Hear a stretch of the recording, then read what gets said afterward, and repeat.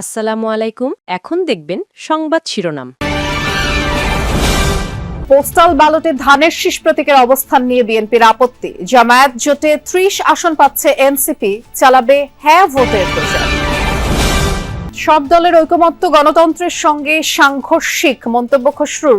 রাজনৈতিক সৌহার্দ্যের তাগিদ জামায়াত নেতার, গণভোট নিয়ে এনসিপি সিপিবির পাল্টাপাল্টি অবস্থান। চুয়াডাঙ্গায় পৌর নেতা মৃত্যুর ঘটনায় সেনাপ্রধানের হস্তক্ষেপ চাইলেন মির্জা ফখরুল। সংশ্লিষ্টদের প্রত্যাহার ও তদন্ত কমিটি গঠন।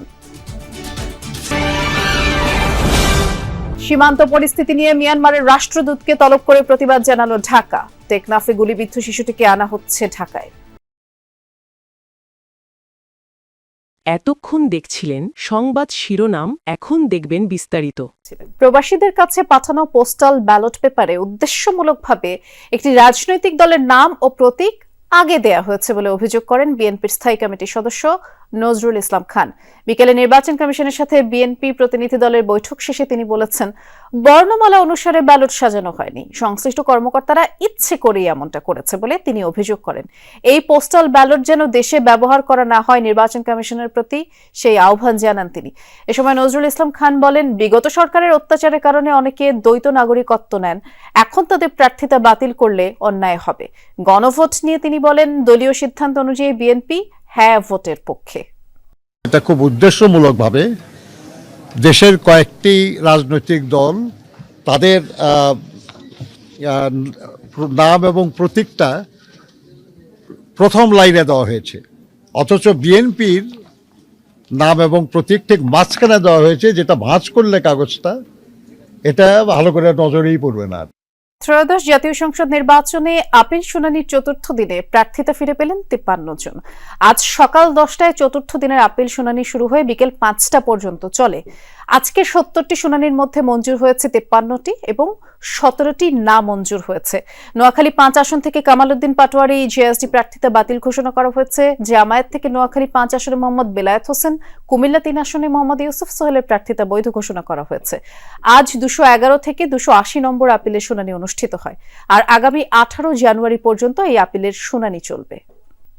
ইনকাম ট্যাক্সের সাথে সম্পদের বিবরণের সাথে কিছুটা গরমিল থাকার কারণে আমাকে রিটার্নিং অফিসার বাতিল করছে। আমি আশা রাখি ইনশাল্লাহ আমাদের প্রার্থিতা আজকে ফিরে পাবো। আমি আশা করি মাননীয় নির্বাচন কমিশনের পক্ষ থেকে ন্যায় বিচার পাবো। আয়করের রিটার্ন আমরা জমা দিই না, যেহেতু টিন আমাদের নতুন ছিল, আমাদের জানা ছিল না বিষয়টা পরিপূর্ণভাবে। আমার যে মনের আশা, এই আশাটা যেন সব দলের ঐক্যমত প্রক্রিয়া গণতন্ত্রের সঙ্গে সাংঘর্ষিক বলে মনে করেন বিএনপি স্থায়ী কমিটির সদস্য আমির খসরু মাহমুদ চৌধুরী। কারণ হিসেবে তিনি বলেছেন, প্রতিটি দলেরই আলাদা আদর্শ লক্ষ্য রয়েছে, তাই সব দল মিলে সংস্কার করলে বাংলাদেশ পরিবর্তন হবে না।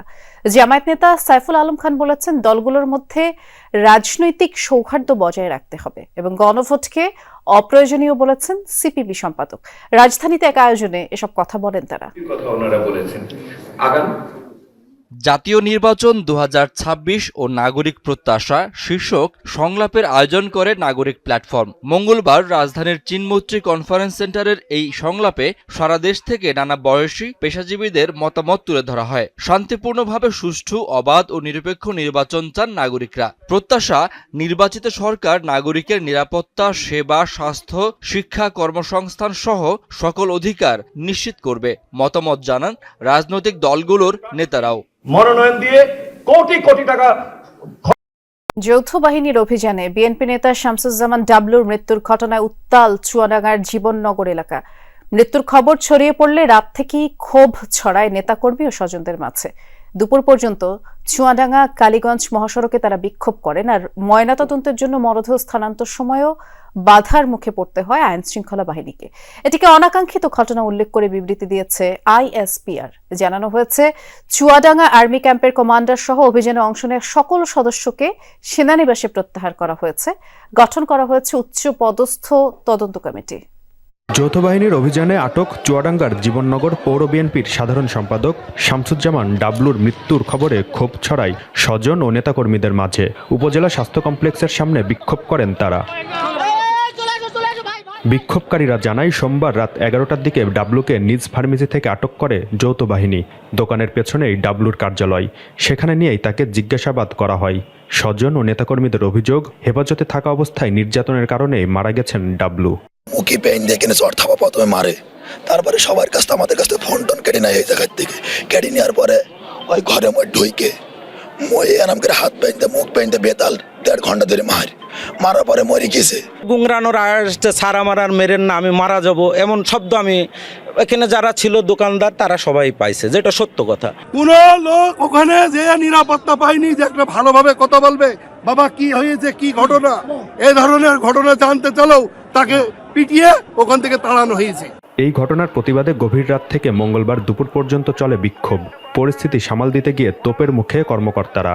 এক পর্যায়ে জেলা প্রশাসক, পুলিশ সুপার, সেনা কর্মকর্তা ও বিএনপির সিনিয়র নেতাদের আশ্বাসে সড়ক থেকে সরে যান বিক্ষোভকারীরা। পরে মরদেহ নেওয়া হয় সদর হাসপাতালের মর্গে। আমরা কেউ আইন হাতে তুলে নেব না, আইনকে সম্মান করব। টেকনাফে সীমান্তে গুলিতে বাংলাদেশের শিশু গুরুতর আহতের ঘটনায় মিয়ানমারের রাষ্ট্রদূত ইউ কিয়াও সোয়েমোকে তলব করেছে পররাষ্ট্র মন্ত্রণালয়। রাষ্ট্রদূতের কাছে মিয়ানমার থেকে গুলিবর্ষণের ঘটনায় উদ্বেগ প্রকাশ করেছে মন্ত্রণালয়। এ সময় বাংলাদেশ স্মরণ করিয়ে দেয়, বিনা উস্কানিতে বাংলাদেশের দিকে গুলিবর্ষণ আন্তর্জাতিক আইনের স্পষ্ট লঙ্ঘন এবং সুসম্পর্কপূর্ণ প্রতিবেশী সম্পর্কের পরিপন্থী। ভবিষ্যতে সীমান্তে গুলিবর্ষণ বন্ধে মিয়ানমারকে পূর্ণ দায়িত্ব গ্রহণ এবং প্রয়োজনীয় ব্যবস্থা নিতে আহ্বান জানিয়েছে ঢাকা। একই সাথে মিয়ানমারের কর্তৃপক্ষ সশস্ত্র গোষ্ঠীগুলোর মধ্যে যাই ঘটুক না কেন তা যেন কোনোভাবেই বাংলাদেশের জনগণের জীবন জীবিকায় প্রভাব না ফেলে, এই বিষয়টিও নিশ্চিত করতে বলা হয়েছে। আর মিয়ানমারের রাষ্ট্রদূত আশ্বস্ত করেছেন যে তার সরকার এ ধরনের ঘটনা রোধে প্রয়োজনীয় ব্যবস্থা নেবে। টেকনাফে আহত শিশু ও তার পরিবারের প্রতি গভীর সমবেদনা প্রকাশ করেছেন রাষ্ট্রদূত।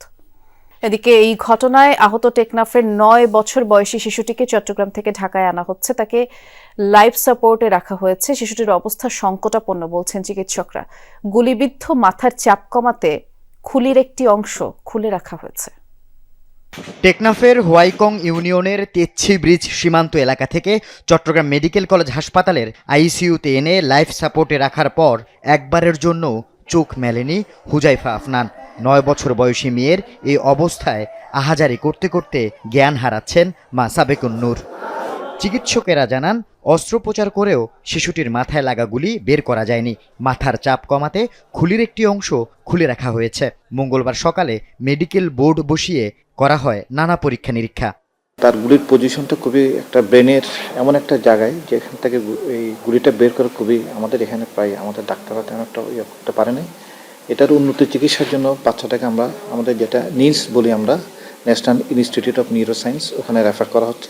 বাচ্চার অবস্থা খুবই ক্রিটিক্যাল কন্ডিশন, সে লাইফ সাপোর্টে আছে। আমরা আইসিইউ অ্যাম্বুলেন্সে করে তাকে আমাদের ডাক্তার সহ তাকে পাঠানো হচ্ছে। বোর্ডের সিদ্ধান্ত অনুযায়ী উন্নত চিকিৎসার জন্য ঢাকার নিউরোসায়েন্স